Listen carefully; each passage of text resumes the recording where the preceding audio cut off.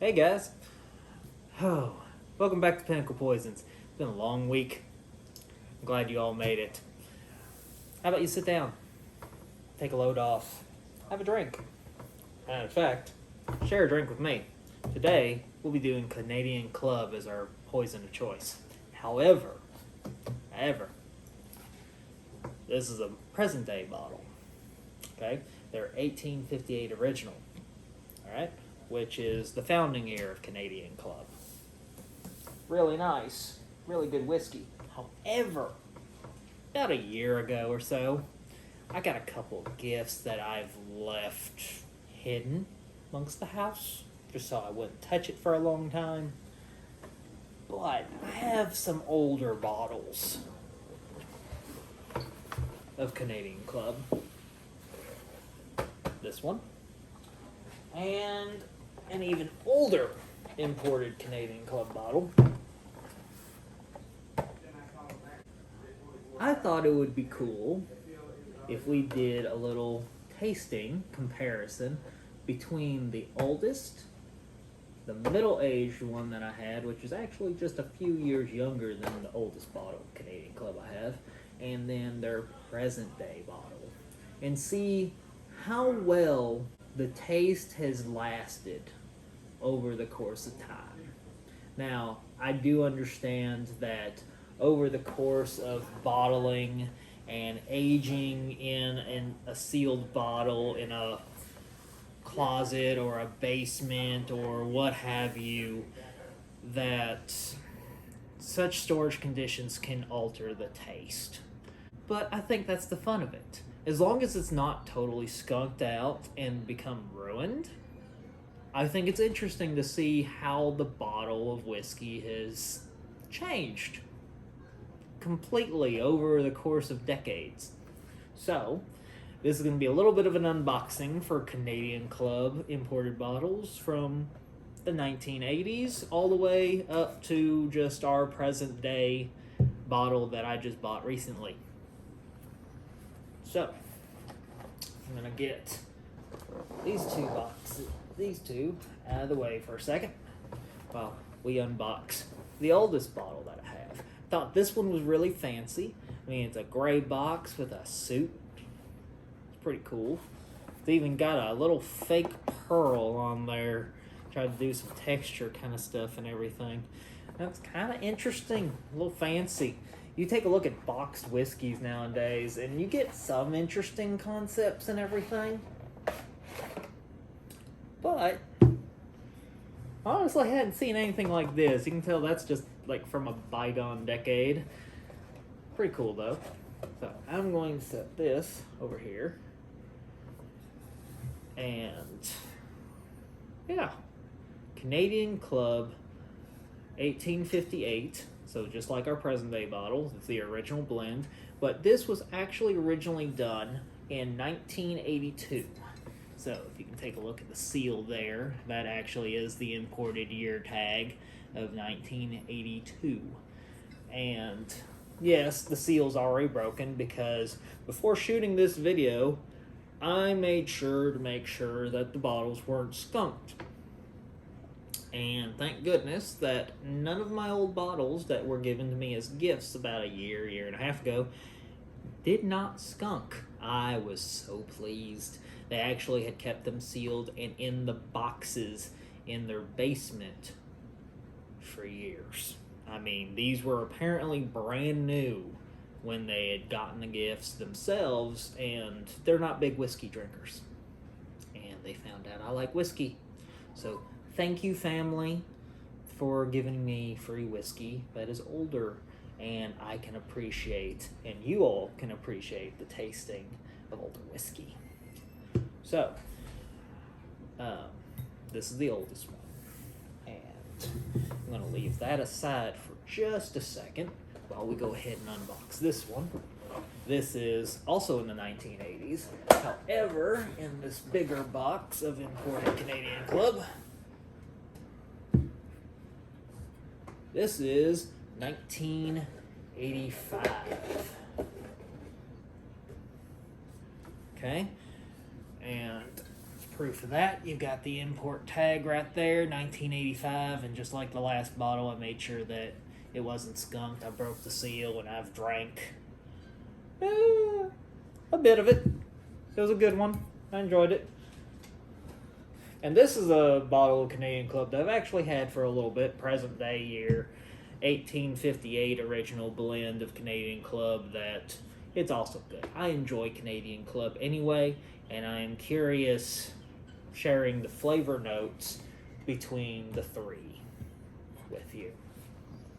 Alright, so I thought it would be interesting to go from the youngest to the oldest, and the reason why I'm doing that is because when I did my little preview tastings to make sure that things weren't skunked out, I did realize that a little bit of aging note at the oldest bottle, I believe, would ruin my palate if I started out with the oldest first. So we're going to start with present day bottle. Now, a little bit of notes about Canadian Club. Canadian Club is about 150 years old, and if you just so happen to hear a baby coo, my little newborn has just entered the room, and I believe she just got her bath done, so she is adorable. And this is their 1858 original blend Canadian blended whiskey. And if you go online, their website is actually fantastic. It has got a lot of information from the distilling process to the malt blends that go in there, and it's just extremely thorough. I even took notes in my little notepad here about their process. It's a 40% alcohol, 80 proof whiskey, and their step-by-step process, just in generic terms, of getting their blended whiskeys is detailed, more detailed than I've seen in most distillery websites, and I was impressed. I mean, this is a combination of barley, rye, and corn. They use 3 different mash bills. They use column and pot stills for the distilling process. They barrel and age in 2 different types of barrels, ranging from American white oak, new oaked barrels that are charred, that are bourbon barrels, and they also use Canadian whiskey barrels. And let's see. The wait time for aging just depends on what they're blending, because they do make more than just the original. They do specialty blends, and then they blend it between the barrel processes to fit the current tasting profile, and they try to keep it as close to the original that they can. And what was really nice is that they actually gave current tasting notes for their current blend as of now, which is amazing. So we can actually compare our tasting notes and my tasting notes to what the company's standard tasting notes are, and we'll see what we get. So, that aside, tulip glass, and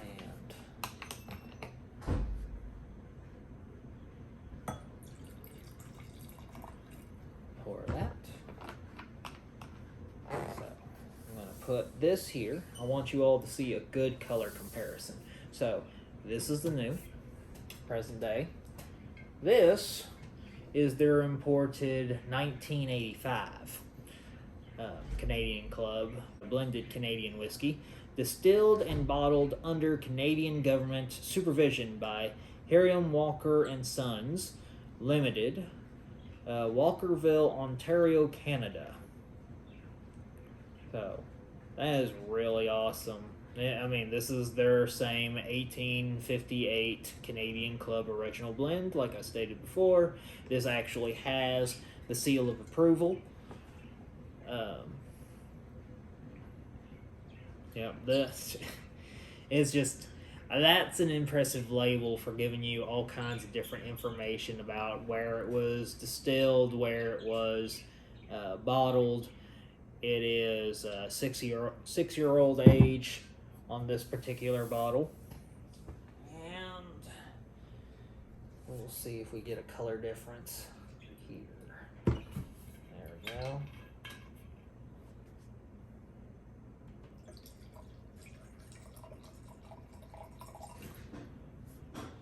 It looks like I accidentally poured a little much in there, but that's okay.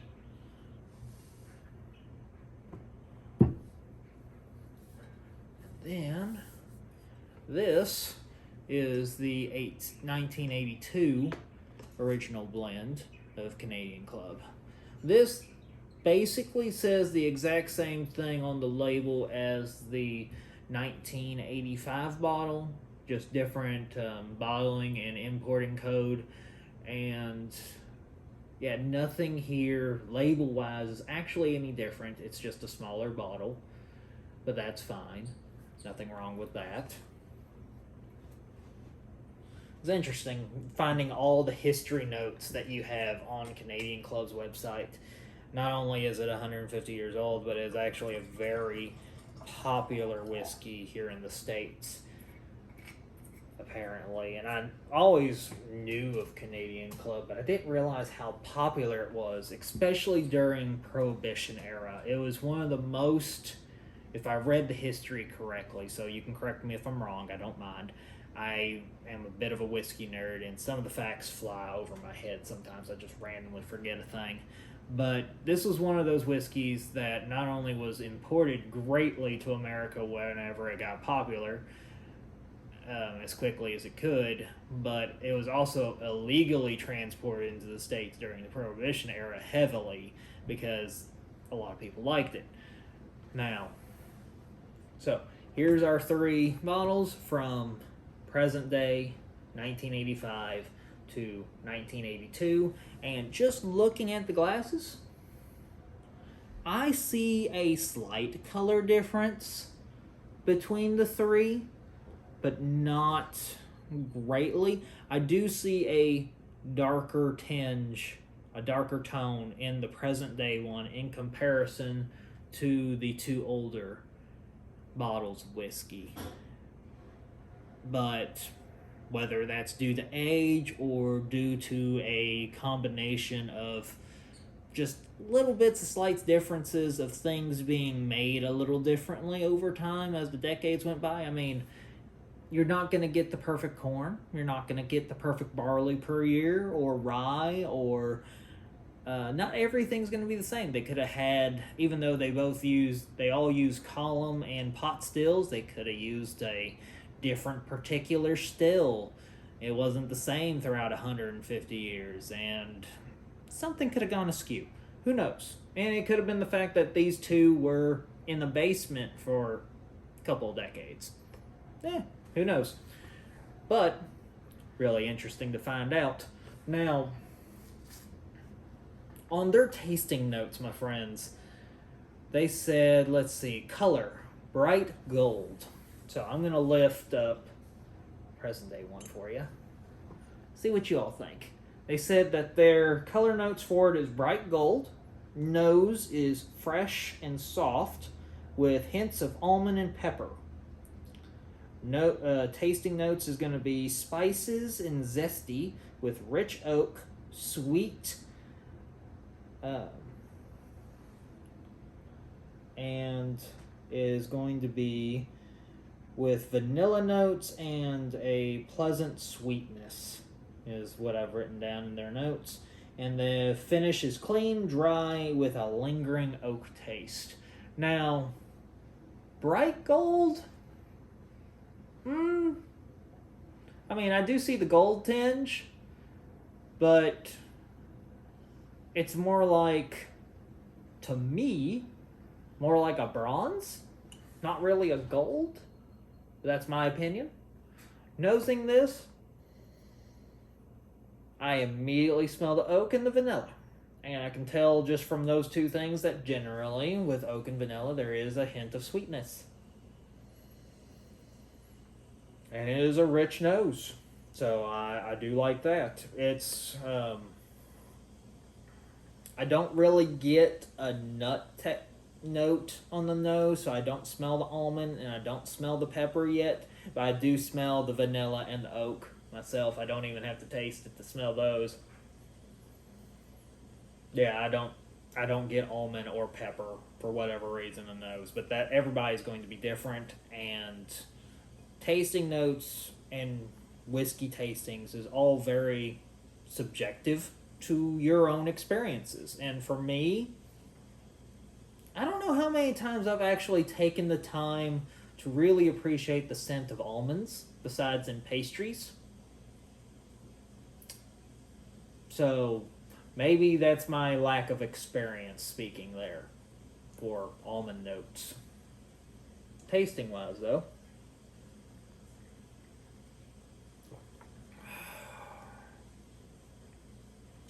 right off the gate, the pepper has come on board. It is sweet.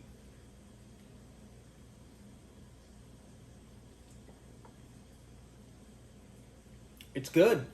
I mean, it's rich. It's got some vanilla. It's got some pepper. It is a bit dry on the finish. I don't know exactly what they mean by clean in their finish, besides the fact that it doesn't linger in the mouth. It doesn't stay for long periods of time. I mean, it's pleasantly warm, but it's not like it's an oily texture in the palate. So it doesn't linger, which is nice in some ways. I mean, it just depends on what you like. For me,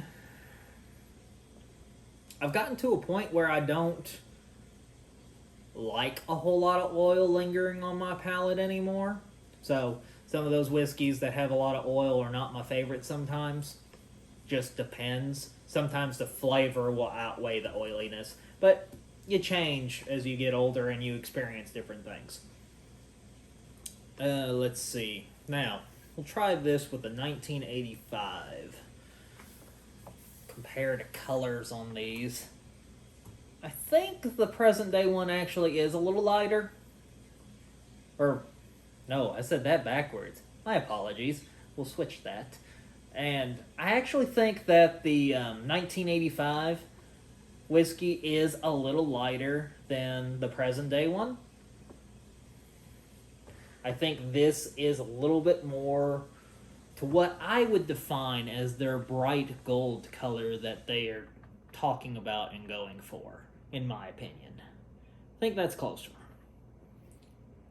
Legs look to be actually quite long for that. That's nice. I like that. I mean, it's only 40%. All of them are only 40%, but hey, cheers. Now, the scent is different right off the gate. I don't get pepper. It has been replaced with salt.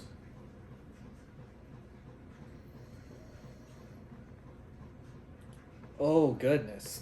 I mean, like, this is sea salt. There is no pepper. There is vanilla. There is salt. Hints of caramel. This is different than the present day. Now, like I stated before, this could be because this is an older bottle. And, I mean, like I said, it was sealed in a basement since 1985. That could be attributing to the age and to the very drastically different nosing I just got. Now, flavor-wise,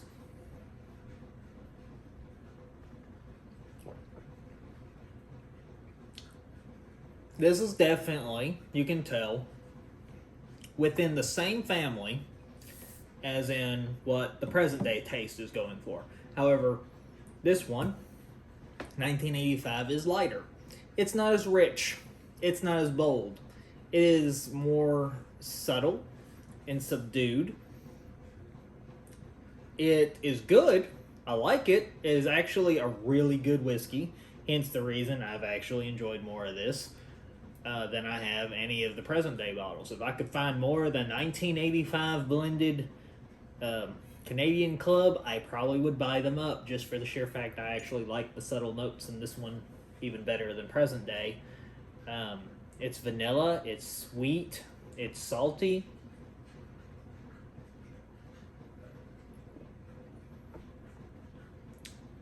Yeah, that's a good whiskey. I mean, it's a little dry on the finish, but not horribly so. And it does not linger, just like the present day one. I guess that would be a clean finish, that it just doesn't linger. It evaporates on the palate, which I can appreciate. But yeah, that was nice. Now, for the oldest Canadian club we have, the 1982 Canadian Club. Color difference. We're looking for a bright gold for present day current notes that the website for Canadian Club has. And I think this is still relatively in the ballpark for a gold color. I mean, it's pretty close to what the 1985's was, so I think that's a lot closer to bright gold, or maybe even a strawish yellow gold. So I think that's closer. Now, I mentioned earlier that the reason why I wanted to do this tasting last is because when I did taste test this one to make sure it wasn't skunked, I know it's not skunked. However, whatever has happened between what has happened in the environments of 1982 to 1985, I don't know what happened. But this one, if I had started it out first, this would have ruined my palate, and I don't know if I would have gotten anything out of the other two bottles. Reason being is heavy salt. Like, you just went on a 10-hour drive to the beach, you came out of your car, stepped onto the beach, and that salt spray just hits you right in the face, and it takes over.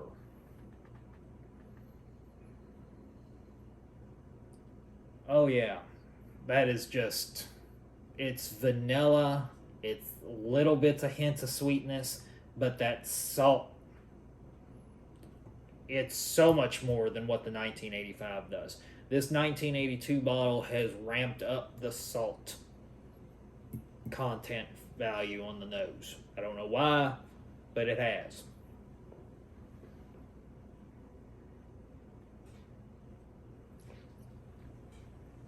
Whoa.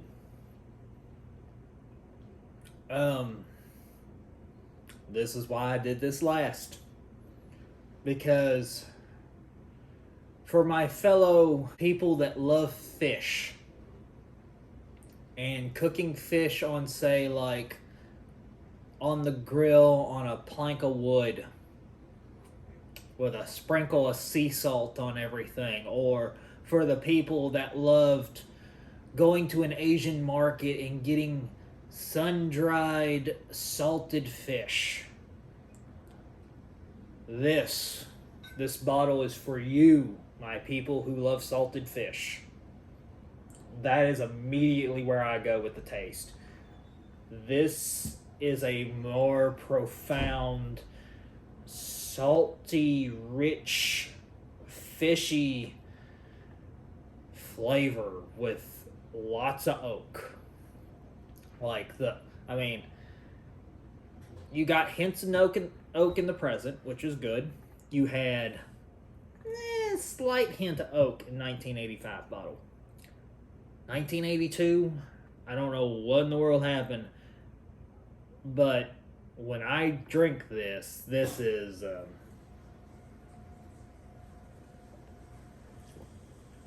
yeah, that is going out to the grill, cooking a fish on a oaken plank, and smoking salmon.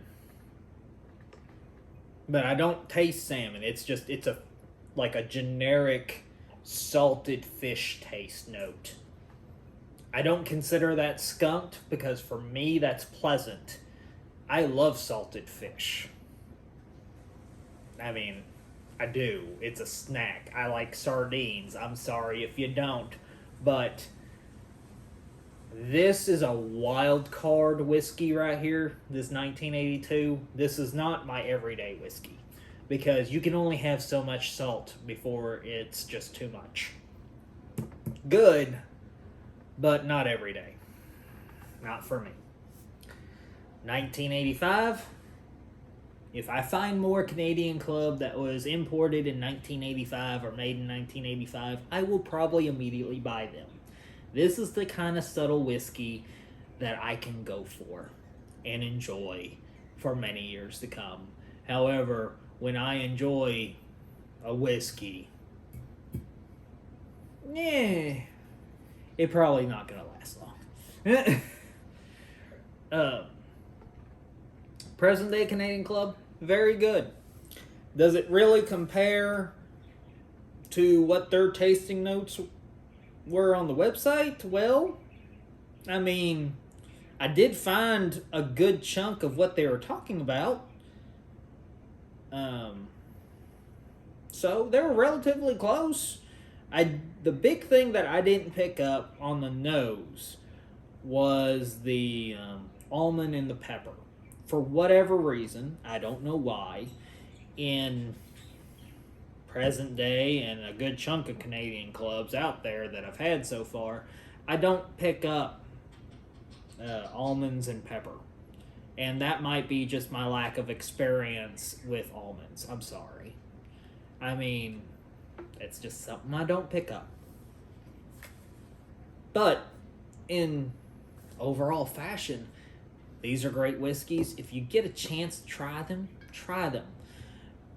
I love having the idea of seeing what has happened with aged bottles over the course of time that have been stored just randomly, or if you can find a professionally stored bottle somewhere that you can buy and see how that tastes in comparison to what a present day bottle is. Go to their website, take a look at things. Canadian Club is great. Not a sponsorship video. Be honest, all three are great whiskeys. I love to see what happens with a whiskey in the aging process, and quite honestly, this will probably be a slow drinker for me, personally, even though I do like it, but you can only have so much salt. This is going to disappear very quickly because this is my favorite out of the three. 1985 Canadian Club is my jam. It is a subtle hunt for flavors.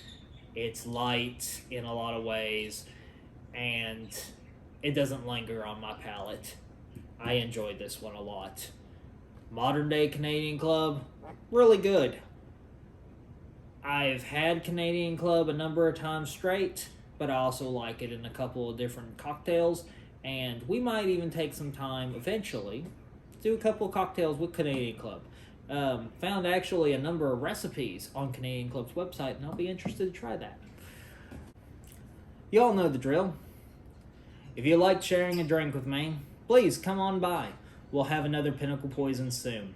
Hit the like, hit the subscribe button, especially if you like what you see here. Till next time, quite honestly, have a good week.